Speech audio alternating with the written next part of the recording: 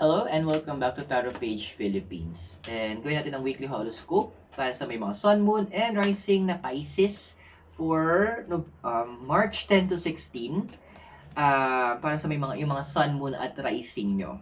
So, keep in mind the readings will be for guidance purposes. Use your free will wisely.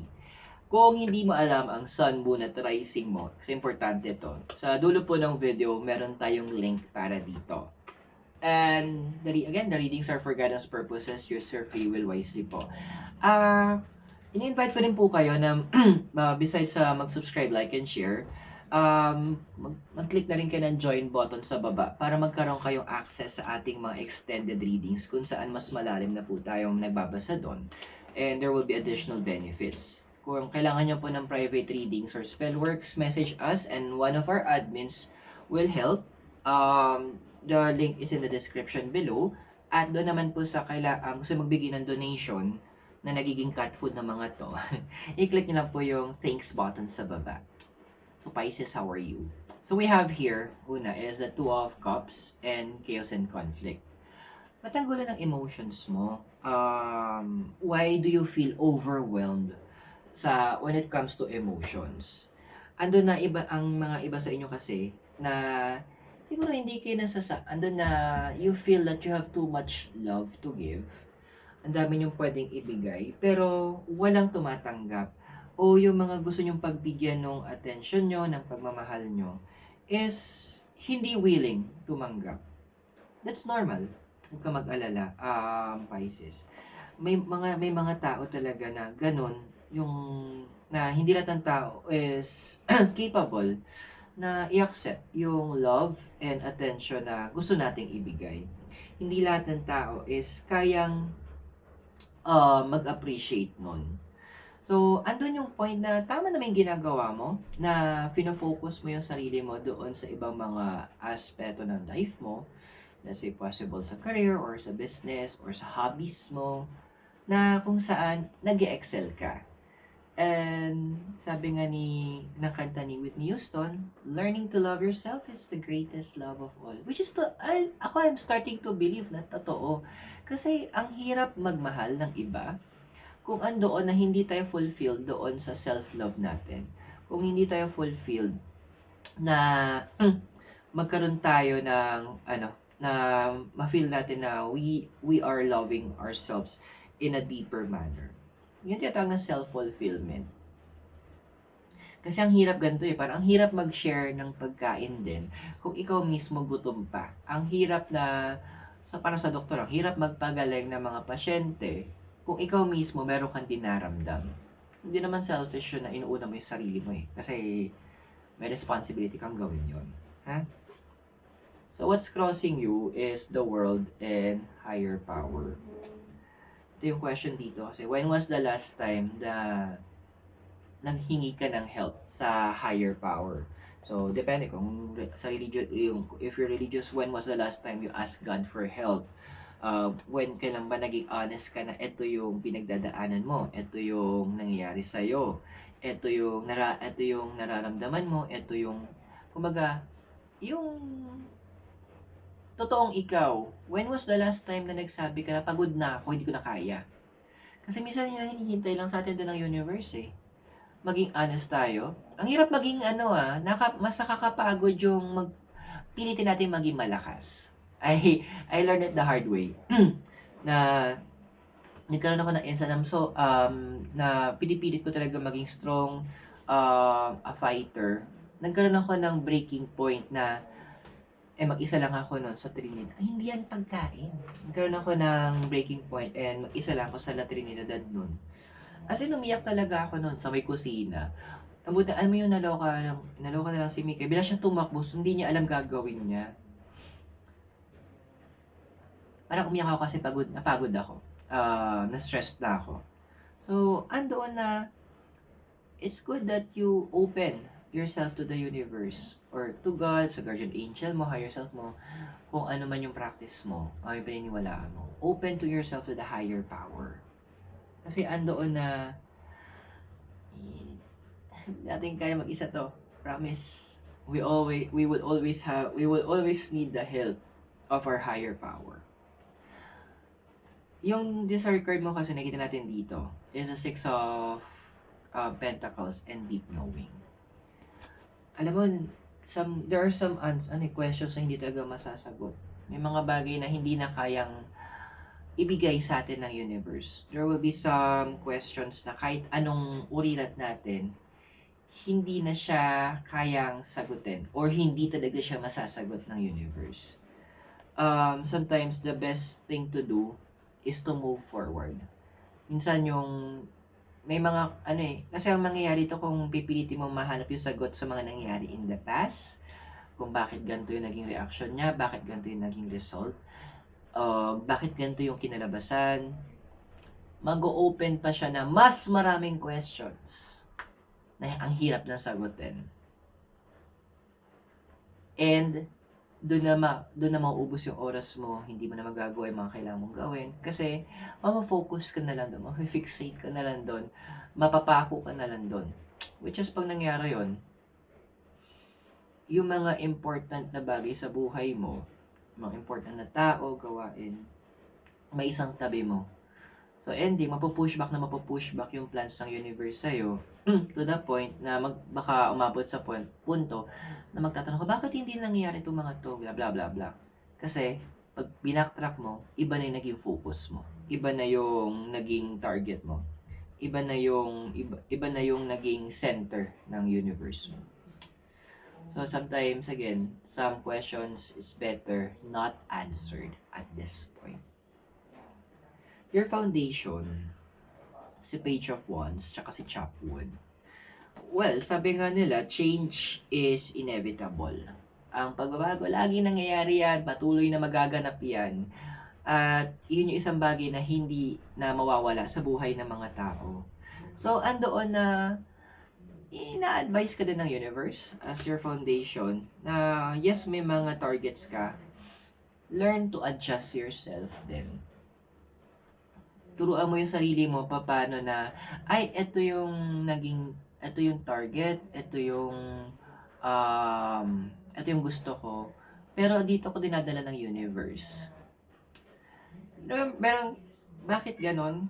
I remember isang sinabi sa akin about prayer. Sabi doon, God answers in 3 ways when we pray. Parang stoplight. Minsan sabihin niya green, it's a go.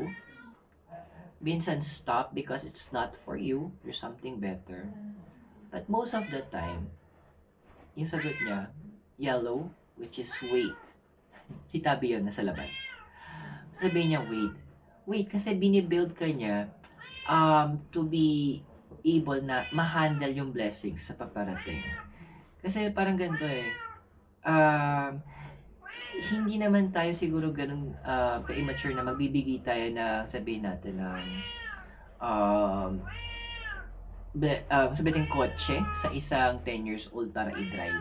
Of course, kailangan maging matured yung tao, maybe 18 years old, ganyan, para magkaroon ng makapag-drive. And besides on, kailangan niyang makakuha ng driver's license at kailangan niya ipasa yung mga exam. Eh, bago niya ipasa yun, kailangan minsan mag-aaral muna siya paano mag-drive. So sometimes God tells us to wait kasi meron siyang pine-prepare ka lang niya muna to be responsible doon sa parating na blessings or break na gusto niyang ibigay sa'yo. So that's why you need to learn how to adjust. Now, yung sa past mo, we have here si Co-Create tsaka si The Moon. Well, kung tama yung naalala ko kasi, Moon is connected to your zodiac sign eh. Andun kasi ang hirapan naman ako para sa'yo din, no? A lot of you guys became emotional punching bags sa mga ibang tao. Andoon na kayo yung ginagamit nila na parang buhusan ng mga nararamdaman nila. Kayo yung sumasalo sa mga nakikinig sa mga napagdaanan nila. And ando na, in a way, ang hirap nun kasi nagiging shock absorber kayo. Nagiging kayo yung taga-mend, taga-heal sa kanila. Without, ang nangyayari pa, masyado nyong dinadamdam, masyado nyong kinikimkim yung mga sakit. Ina-absorb nyo masyado. Pisces, walang masama na we want to help others, na gusto nating maging, yung maging sandalan nila sa mga panahon na nahihirapan sila or nabibigatan sila. Pero, 'wag naman aabot tayo sa punto na masyado tayong ini-involve yung sarili natin. Kaya sila nanghihingi sa'yo ng kaya sila nagkukuwento sa'yo, kasi they know you can understand, kaya mong intindihin. Pero andun din kaya sila nagkukuwento sa'yo is they need your perspective mula sa posisyon mo. Kasi hindi na klaro yung mga isip nila eh, hindi na stable emotions nila. And they're hoping ikaw na stable emotions, pwede mo silang bigyan ng logical na advice or balanced advice based on logic at doon sa emotions mo. Huwag mong hayaan na lamunin ka nung emotions nung mga sinashare nila din sa'yo. Because in the possible future, we have here the Queen of Cups and exchanging gifts. So, ang fear ko with this card kasi, nakikita ko, baka mag-develop ka na maging pusong bato ka. Mag-develop ka na para maging manhid ka. Kasi, dalawa yun eh. It's either maging manhid ka or sobra kang invested doon yung emotion na naapektuhan na yung well-being mo. Naapektuhan ka na at yung mga ibang aspeto ng buhay mo. Dalawang extremes yung pwede mapuntahan din kasi. So, as early as now, tinuturuan ka ng universe or in-encourage ka ng universe, learn to be balanced in this aspect. Now, kung nakaka-resonate ka sa readings, ay ini-invite kita na i-click mo yung join button sa baba to be a member para magkaroon ka ng access sa ating extended readings kung saan mas malalim na yung mga message ng cards. So, for now, tuloy muna natin yung iyong readings. So, your physical environment, we have here the Magician and round and round. Well, bine-break out ka na doon sa cycle na kung nasan ka in a lot of aspects sa buhay mo, Pisces. Andoon na medyo nakakaloka lang, no? Minsan nga sabihin sa'yo ng universe, gawin mo to. Pero, yung mga kailangan mo na para gawin yung isang task o isang bagay, kulang-kulang ka. Ito yan. Go mo lang yan, sabi ng cards. Why? Dito nakikita kung ang universe, gaano ba kalaki yung tiwala mo sa process? Gaano ba kalalim yung paninindigan mo na makikinig ka sa process na binibigay ng universe? So, this is a time of you trusting. Ito na yung tuturuan ka ng universe, yung sinasabing trust the process. Yung sinasabing leap of faith. Dito napapasok yun. Kasi, isa sa mga ituturo din sa'yo ng universe is, paano mo mas mapapalawig, mapapatatag yung pananampalataya mo sa ginagawa para sa iyo ng sansinukob. Or in faith, gaano ba kalalim yung pananampalataya mo? Gaano ba kalakas ang pananampalataya mo sa sinasabi ni God sa iyo? So, i-break out ka niya in your normal routine. So, ando na medyo magiging mararamdaman parang ang gulo, chaotic. Dito na papasok how strong you will be holding on doon sa kamay ng universe para sa'yo. Kumbaga para kang bata na nasa mall, sa kahawak ka sa kamay ng magulang mo. At syempre magulo yun. Magpapa-overwhelm ka ba sa gulo? Or andoon na ibibigay mo yung security mo doon sa kamay ng magulang mo na kahit ano mangyari, hindi ka bibitawan. Pwede hindi ka lang bibitawan, pero pwede ikaw yung bumitaw. So, gano'n katatag yung hawak mo sa kamay ng universe ngayon. Your emotional environment kasi, we have here the Three of Cups and si Loyal Heart. So, I'm seeing dito sa card kasi na there are still a lot of unspoken emotions. May mga bagay na hindi mo pa rin nasasabi. Kahit ano yung gusto mo sabihin. Kasi, there's a lot of fear in trusting. Kasi nakita mo sa ibang tao, paano sila naglaglagan eh. Paano sila nagsiraan, paano sila hindi vinalue yung trust na binigay during that time. Tapos parang andoon na ang nakikita mo, naging selfish na yung mga taong to. Kaya parang ilalaglag na lang ibang tao para sa sarili nilang gain. Ito na. Hindi naman lahat ng tao gano'n. And you can always ask the universe, Universe, bigyan mo ako ng tao sa buhay ko whom I can trust and who will also trust me. Na andoon yung andun pa rin yung respect irregardless of what's going to happen. Well, bibigyan ka naman ng universe, kalma ka lang. Your hopes and fears is the Six of Swords and Soulmate. Well, one of your desires din naman kasi is andoon yung maka-move forward ka from yung mga pains and traumas of the past, na maka-move forward ka doon sa distrust na nararanasan mo.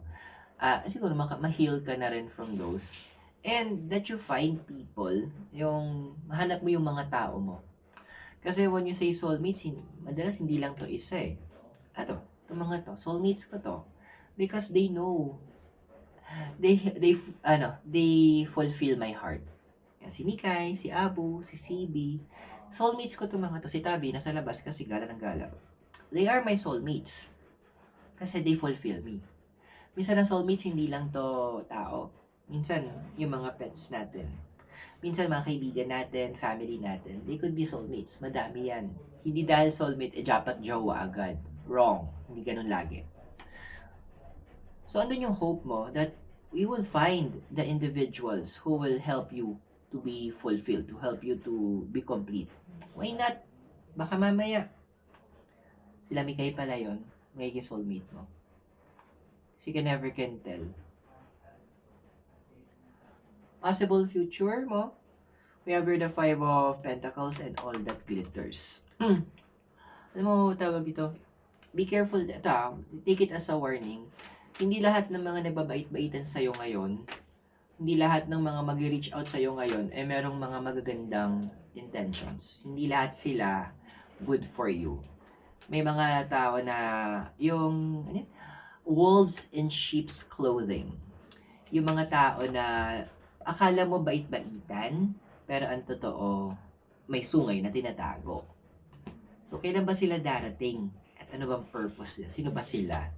We will check it in your extended reading. At para ma-access to, you just need to click po yung join button sa baba, be a member, at may mga additional benefits po kayong pwedeng ma-acquire. So, remember, the readings are for guidance purposes. Use your free will wisely. And if you're new po dito, subscribe, like, and share na rin po. So, kung kailangan nyo po ng private readings or spellworks, message po kayo sa page natin. An admin will help. Link is in the description.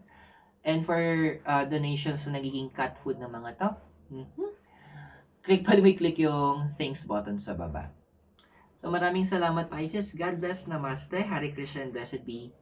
I'll see you in our extended readings po. Mula po dito sa aking kwarto sa Dominican Hill in Baguio City. Have a great day. I'll see you soon.